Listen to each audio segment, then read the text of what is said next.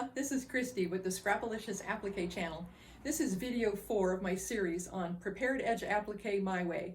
Today we're going to be doing the fun part where we're going to be actually pressing our pieces with the starch and the brush and your mini irons and all the tips and tricks that I can give you on points and valleys. But before you get started, be sure you've printed out the free sunflower block pattern that I've provided. You can click on the link below the video and print it out. Once you got it printed out, let's get started. Okay, welcome back. I have finally got around to doing video number 4, and I really appreciate your patience. I had a 1.5 year long battle with cancer and cancer treatments, and then complications from the post medication they gave me to prevent any more occurrences, and it took me from a healthy walking person to someone who could barely walk. So that is all cleared up now, and I am on the mend and happy to start doing more videos for you. In video number 4, we were going to talk about pressing the pieces and laying them under the overlay and those kind of techniques. So I think probably from video 1 through 3, if you're following along, you've already printed out the pattern that's provided. If you look underneath the video, you'll see the captioning of the video and a little word that says more in brackets. And if you click that over to the right, it will show you links where you can print out patterns and things like that. So that's the pattern. And what comes with it also is this printed pattern of the design. So hopefully in the last video you cut out your Templar pieces that we talked about using the Heirloom Stitches Templar, which is fantastic stuff because it has a shiny side and a dull side. This one's already been pressed. You can't really see the shiny and dull side anymore. Let's see, here it is here. So there's the shiny and there's the dull. And I place it over and I trace on the dull side. That way I know that's the right side up of the pattern. You could also use the Karen K. Buckley like I talked about in the last video, but it's shiny on both sides, but sometimes it's hard to find the other product. So this one you'll just have to mark on your template which is the right side up of your pattern piece. So here's some of the pattern pieces that I cut out. Here's one I pressed already, and this is still slippery, but this side is all sticky now because that's the side that got pressed on the back side, and then I pressed over the edges, and we'll demonstrate how to do that. Get that out of my way, and we won't do the circle. We'll let you guys do the circle on your own. So the overlay, I think I demonstrated in the last video, you can use a tissue paper, or I guess a tracing paper is what you call it, and you place it on the seam line. And then I wanted my daisy a little higher, so I moved that up a little bit. And don't worry, you know, if things aren't exactly perfect, you know, don't stress yourself out over that. As long as when you pull it away, it looks beautiful, how you like it, that's great. And another day when I needed something when I was somewhere else, I just quickly sketched one on one of these sleeves you get from the office store and placed it just to get some quick placements. I think this is the one where I extended it so that the flower was more to my placement that I wanted it to. I wanted a longer stem right here for some reason. So that's marks up easy. The leaf that goes here I made as a unit. So those freezer paper pieces that I recommended you cut out in the last video, after you press your pieces, you can, so I press this underneath one down first. Here's the, on the waxy side like that. And I just ironed it down onto there.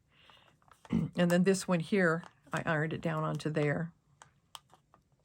And so after they were stuck on there nice, I was able to lift that little edge and put a couple little drops of glue.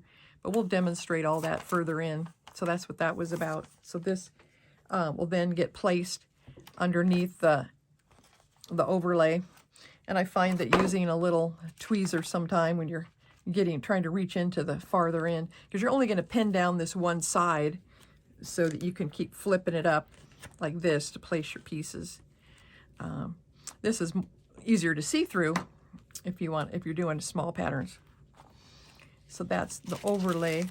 I've already taken and placed these pieces underneath using the overlay rather than making a unit. But you can make a unit too using that freezer paper method, where as you press each piece, you iron it down to the wax with, you know, your pattern face side up. And then that allows you to have all your pieces there without moving, and then you can lift little edges and do little dots of glue to glue it. And then you can pull the whole piece off and just have one unit you can lay down on there. An example of that is right here. I was starting to do the bug.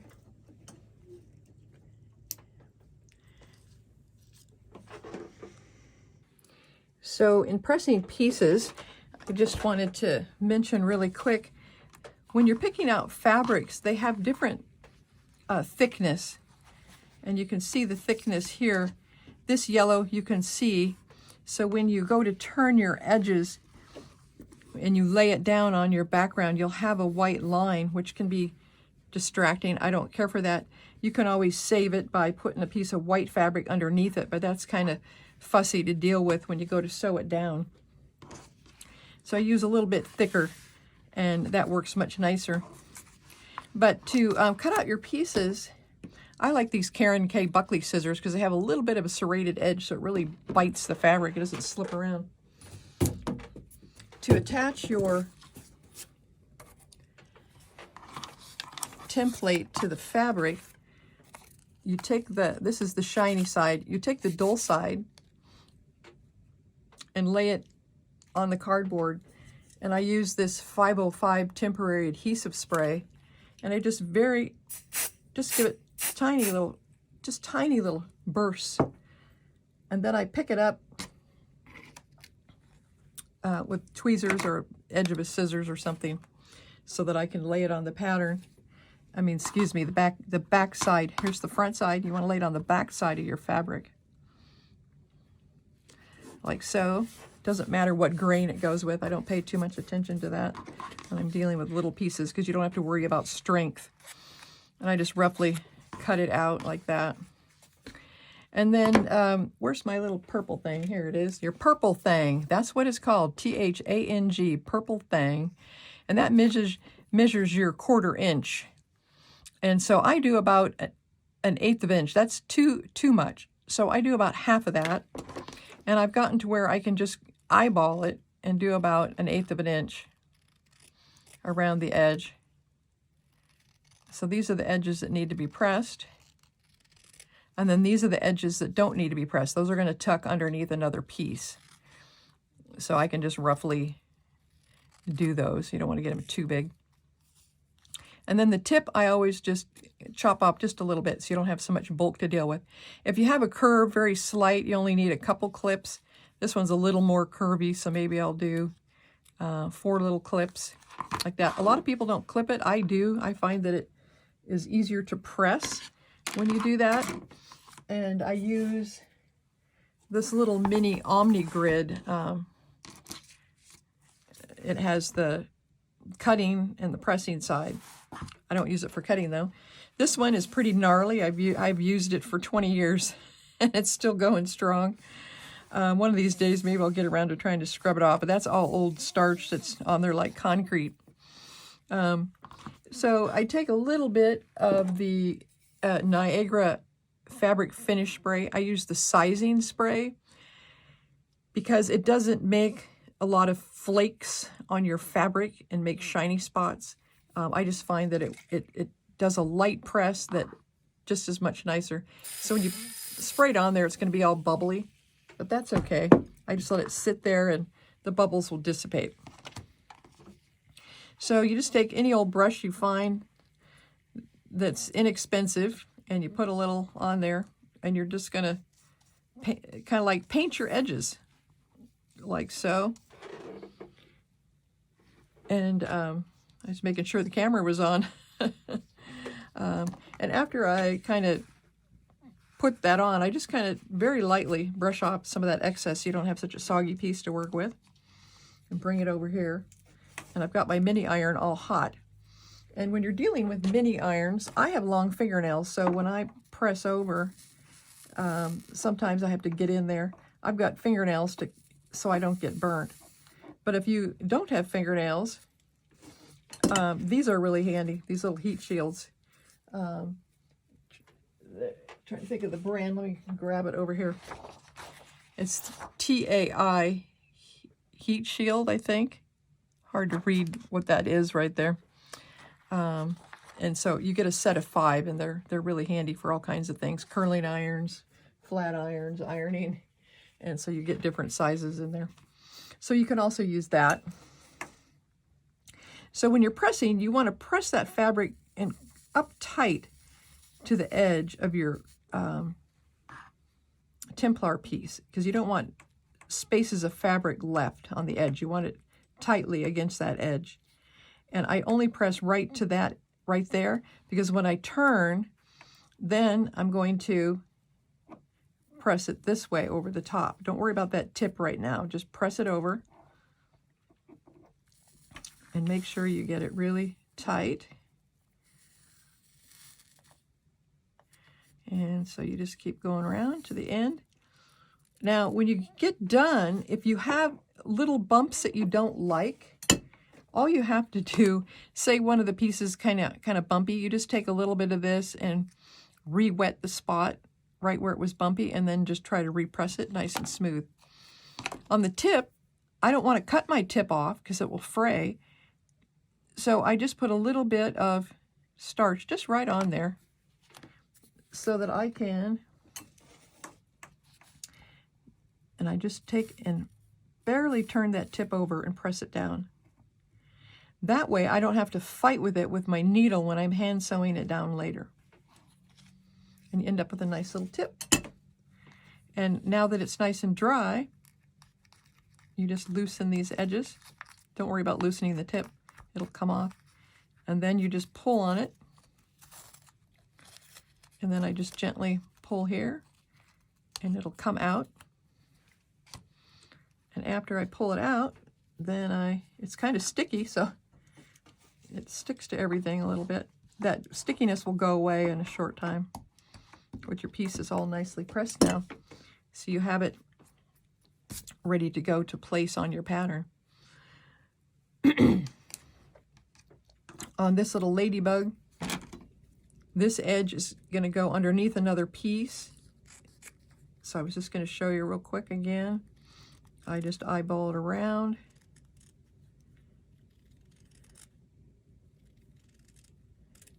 And then it's curved, so I just, every little bit, maybe every 1/4 inch or so, do that. And I'm going to do the same thing where I'm going to wet the edge and then press it over.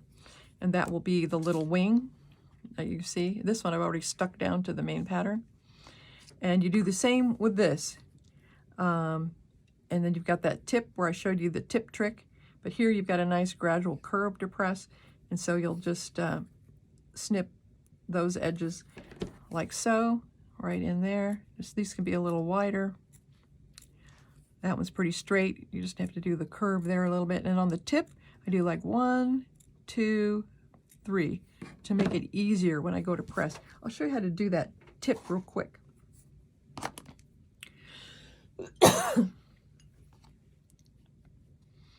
So I'm just going to wet that tip. And these are kind of tight. So on tips, you just do a little bit at a time. Take another little bite. Sorry, I have allergies. And you'll end up with a nice round little tip there. You can continue to do the rest of it. Okay, I'm back. Sorry about the coughing fit. Okay, so we showed you how to do the tip on this one and how to press that. I wanted to show you a complicated piece that would probably be a little intimidating to you, and that's this one here. let me pull the tape off, and we'll put some glue on that real quick. That's the right side of the fabric, so I'm going to flip it so the wrong side is up. I'm going to take the dull side of the template up and then just do another of this 505, just a little bit. Take my tweezers and try to pick it up. Sometimes they're a little hard to pick up. Okay, so put it down, and then when I cut this,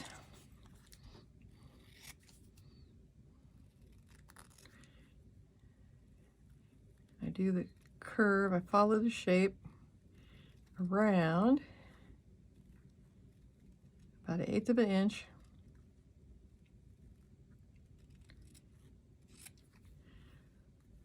Now it has these little bumps for his little butt. So you just snip right there and then snip in the corner, snip right there. I already snipped that corner. So I'll do one here, in those little corners again, on the tip, in the valley, on the tip. And then we'll cut this little piece off. So there you are. Now when you press it, you're going to do it little piece by little piece because it's so tiny. Get some of that excess off there. So I just do part of that curve, then I do the middle, try to wrap that or push that in, then I do the next curve. Just takes patience. You do each little, kind of do the middle, then press that valley, then go back up the hill, press this way. So just very patiently, all those little pieces will become perfectly round. And if anything gets messed up, you just re-wet it again, and you can correct any areas you don't like. So there's how it comes out. Comes out pretty nice. So it'll go over here with bug. Now to make these little areas where you have the valleys where your fabric splits apart, it can become frayed and drive you nuts later when you're trying to sew it. So I have discovered that if I take the fray check, I think it's Dritz fray check, and I put a little dab on those little valleys right in there. This stuff dries clear, it won't hurt anything. And I just kind of let that dry on there. And after it dries, then when I pull this off, they're not going to fray and become weaker. And that really, really helps. So that's how I do those. So once that dries, I'll pull the plastic off and put it over here, tuck it underneath my other pieces, like so, as I wrestle with things here.